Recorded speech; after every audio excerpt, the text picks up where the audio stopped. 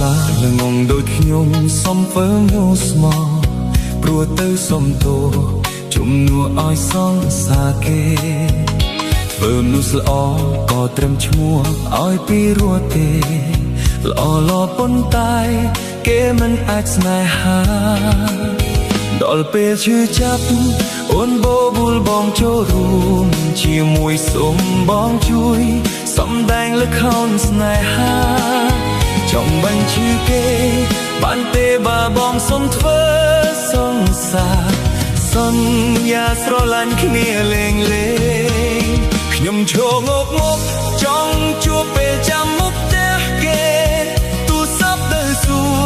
បែរជាបានជួបអ្នកផ្សេងឲ្យបងសុំទោសព្រោះពេលនេះស្រឡាញ់មែនតែនដោះស្រាយយ៉ាងណាដកចិត្តមិនបានទេ